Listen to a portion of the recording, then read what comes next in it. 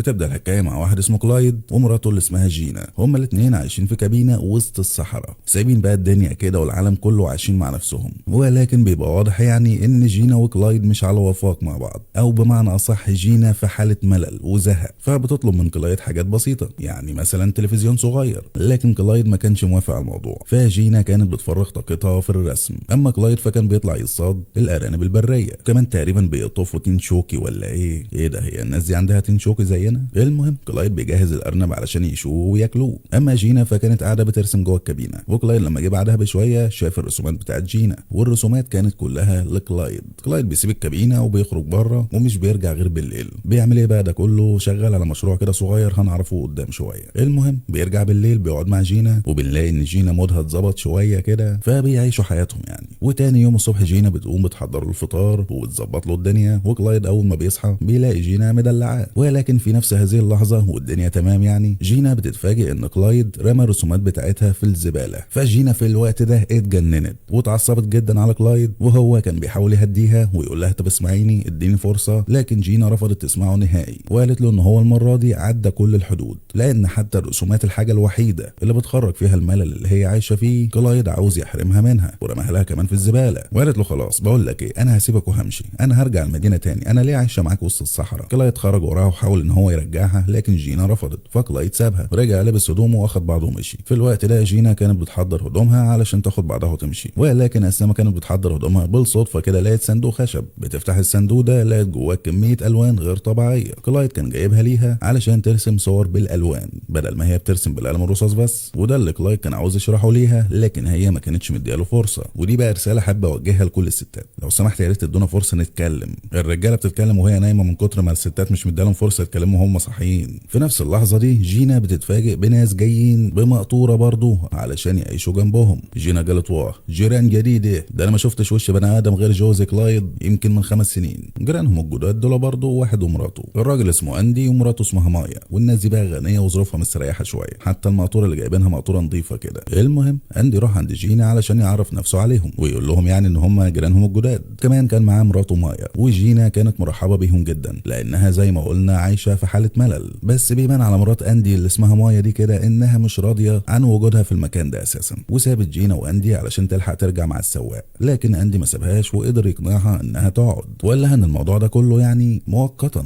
ودي فرصه علشان يريحوا اعصابهم شويه ويخرجوا من تجربه سيئه مروا بيها. ايه هي التجربه دي هنعرف قدام شويه. المهم بيرجعوا تاني لجينا وهما الاثنين بيقعدوا معاها شويه جوه الكابينه بتاعتها. بعدها بشويه كلايد بيكون راجع، فبيسمع صوت ناس غريبه جوه الكابينه وبيفاجئهم كلهم وهو داخل رافع عليهم السلاح. طبعا اندي ومراته كانوا هيعملوها على نفسهم، ولكن جينا لحقت كلايد وفهمته الدنيا ماشيه ازاي والحكايه والموضوع، واندي ومراته سحبوا نفسهم ومشيوا. على الجانب الثاني مرات اندي بتقول له بقول لك ايه، يا ريت تتصل باي شركه تبعت عربيه تيجي تاخدنا من هنا. اندي قال لها على فكره مفيش شبكه هنا والتليفونات بتاعتنا مش هتشتغل، فارضي بالامر الواقع واحنا قاعدين هنا شويه زي ما قلت لك علشان نريح اعصابنا شويه. وكان من الواضح ان مايا مش عاجبها اللي بيعمله اندي. في نفس الوقت على الجانب الثاني كلايد مش عاجبه ان هم قاعدين جنبهم وعاوز يقعد لوحده هو ومراته، ولكن في النهايه يعني هم كلهم لابسين بعض. وبالليل هم الاربعه اتجمعوا علشان يتعشوا سوا. اندي وجينا كانوا بيحاولوا يلطفوا القعده، على عكس مايا وكلايد اللي ما كانوش مستحملين بعضهم، ده مش مستحملين نفسهم اساسا. المهم مايا قالت لجينا انها جايبه حلاوه معاها من مدينه نيويورك، فجينا قالت ياه ده انا نفسي اكل اي حلويات حلوه وحشتني الحاجات الجميله دي. فكلايد قال لها على فكره انا عامل لك شراب العرعر وحاطط لك فيه سكر كتير زي ما انت ما بتحبي، يفرق ايه ده يعني عن حلويات نيويورك اللي الست دي جايباها؟ معلش بس يا كلايد هو ايه العرعر ده؟ على كل حال جينا نفضت للعرعر بتاع كلايد ده واكلت الحلويات اللي جايباها مايا وعجبتها جدا، ده اللي خلى كلايد اتضايق وسابهم وقام.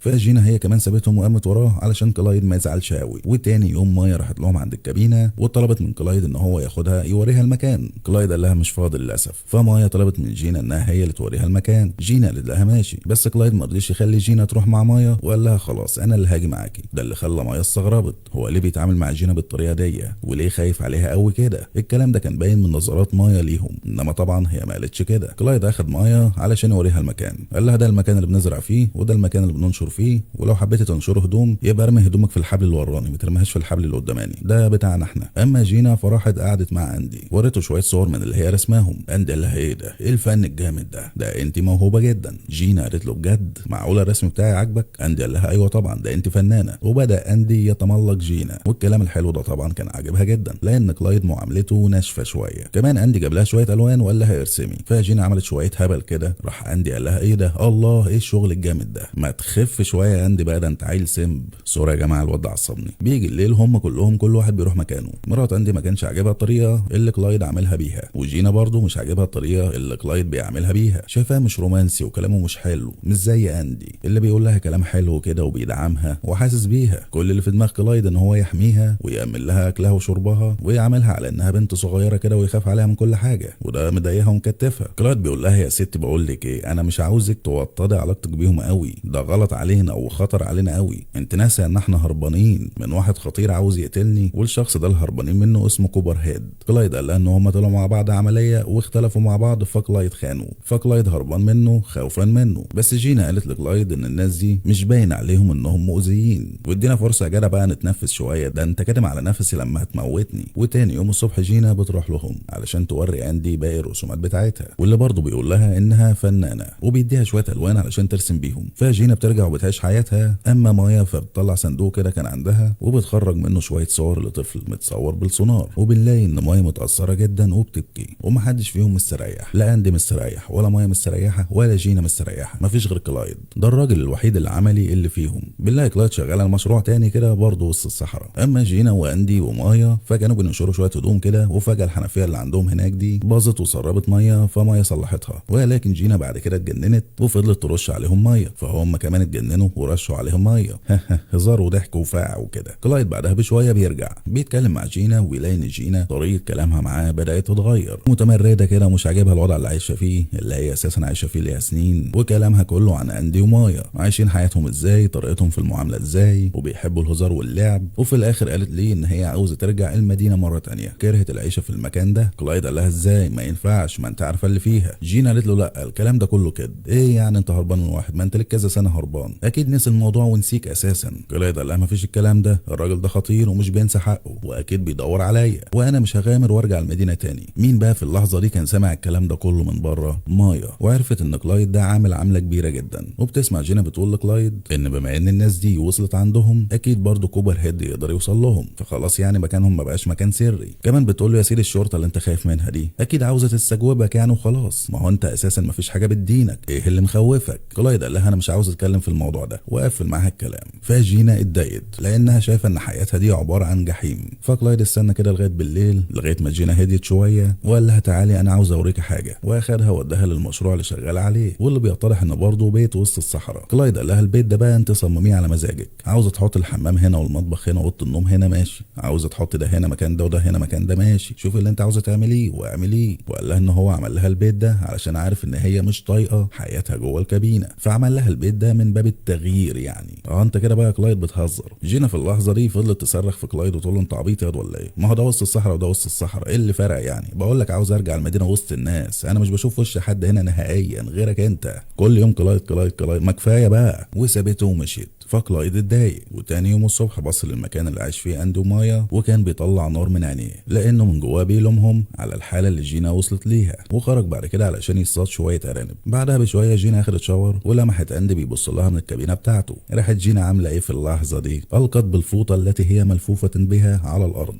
معلش عملت ايه؟ القت بالفوطه التي هي ملفوفه بها على الارض. واندي كان مستمتع بالمشهد الطبيعي بتاع الصحراء، اخد لي بالك انت. وجينا بعدها بشويه بتروح تقعد مع مايا، ومايا في اللحظه دي بتصارحها بكل حاجه، بتقول لها انها سمعت حوارها مع كلايد وعرفت ان كلايد ده عليه قضيه، وطلبت من جينا انها تروح تبلغ عنه، وانها هتساعدها في انها تعمل كده كمان علشان تطلعها من الحياه اللي ما يعلم بها الا ربنا دي. لكن جينا رفضت انها تعمل كده مع كلايد، وقالت لمايا ان ده جوزها واللي بيعتني بيها، وانها من غيره ما تقدرش تعيش. في نفس الوقت من الناحيه التانيه كلايد راح لمكان كده فيه شويه نباتات سامه، قطع منهم شويه وحطهم في ميه مغليه، واخد شويه ميه من الميه دي بعد كده. وبعدها رجع اخد جينا وراح لقى لاندي وقال له ان هو عازمه على العشاء علشان يعتذر ليه هو ومراته عن طريقته اللي كانت ناشفه جدا معاهم. واندي قبل الدعوه وراحوا الكابينه بتاعت كلايد واتعشوا هناك. وبعد العشاء كلايد حط لهم الماده السامه دي في المشروب بتاعهم، ولكن قبل ما يشربوا المشروب مايا فتحت قلبها ليهم وقالت لهم ان السبب اللي خلاهم جم هنا عندهم في الصحراء انهم هم كمان هربانين من مأساة في حياتهم، اللي هي ان مايا كانت حامل والحمل بتاعها ده للاسف ما كملش. ده اللي خلاهم في حاله نفسيه مش كويسه. وبعد ما قالت الكلمتين دول رفعت الكوبايه بتاعتها علشان تشرب، ولكن كلايد في حركه غير متوقعه ضرب الكاس من ايديها قبل ما تشربه، كمان من ايدين اندي، وطردهم بعد كده من الكابينه. طبعا كلهم ما كانوش فاهمين كلايد عمل كده ليه، حتى جينا ما كانتش فاهمه، وده اللي كان مخليها متضايقه جدا من كلايد، وقررت انها ما تكملش تاني مع كلايد. وتاني يوم الصبح خرجت بره المقطوره وقابلت اندي من ورا جوزها كلايد.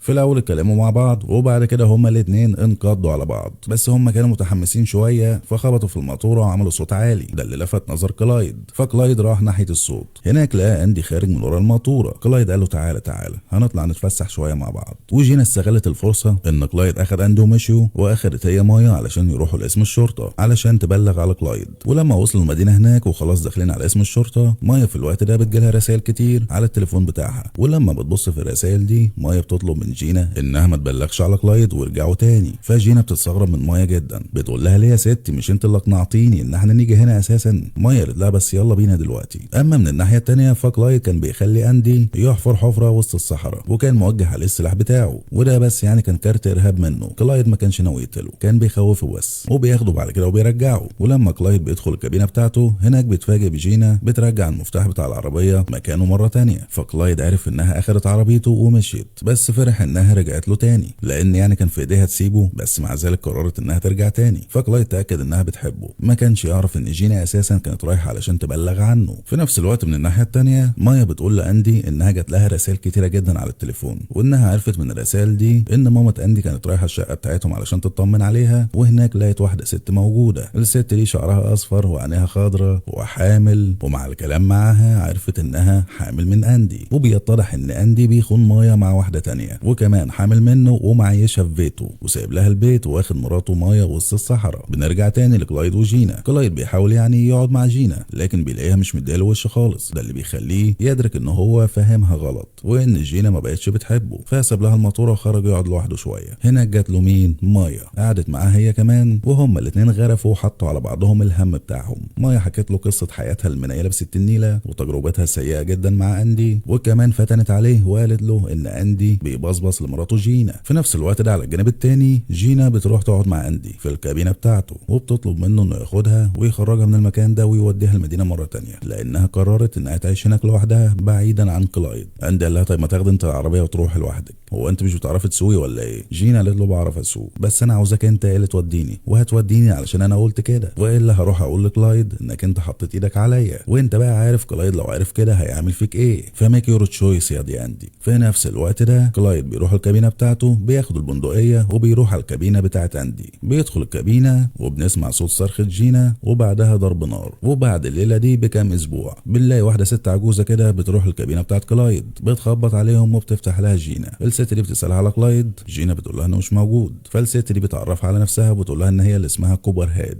واتضح انها ست مش راجل. كوبر هيد دي اللي كان كلايد قال لجينا عليها انها بتدور عليه وعاوزه تقتله. جينا قالت لها على كل حال ريح نفسك، كلايد مات. كوبر هيد قالت لها على فكره انا في دين بيني وبين كلايد، الدين ده لازم يخلص. جينا قالت لها بقول لك مات، هتعمل له ايه يعني اكتر من انه هو مات؟ كوبر هيد قالت لها ما اقصدش، كلايد ليه عندي فلوس كتيره جدا، وادت لجينا شنطه مليانه فلوس. قالت لها الفلوس دي بتاعت كلايد، وقالت لها ان كلايد ده اشجع واحد قابلته في حياتها، وان العمليه اللي طلعوها مع بعض دي عدت على خير اساسا، والفلوس دي هي نصيب كلايد، كان سايبهم معاها وياخد منها مبلغ كده من وقت للتاني. وبيتضح ان كلايد مفيش اي حد كان بيدور عليه ولا حد عاوز يقتله ولا اي حاجه، وكان عايش اساسا وسط الصحراء علشان خاطر جينا، علشان كان عاوز يحميها من العالم، لانه كان شايف ان العيشه وسط الناس دي حاجه صعبه وغير محتمله. وكوبر هيد سابتها ومشيت بعد كده. بعدها جينا بتتمشى على المكان اللي كلايد بناه لها وسط الصحراء، وكانت حزينه جدا علشان كانت ظلمه. ولغايه هنا الحكايه بتنتهي. يا ريت تدوس على اللايك وتعمل كومنت وشير علشان الفيديو يوصل لناس اكتر. كمان لو انت اول مره تسمعني يا ريت تشترك وتفعل الجرس علشان تجيلك اشعارات بكل الفيديوهات الجديده.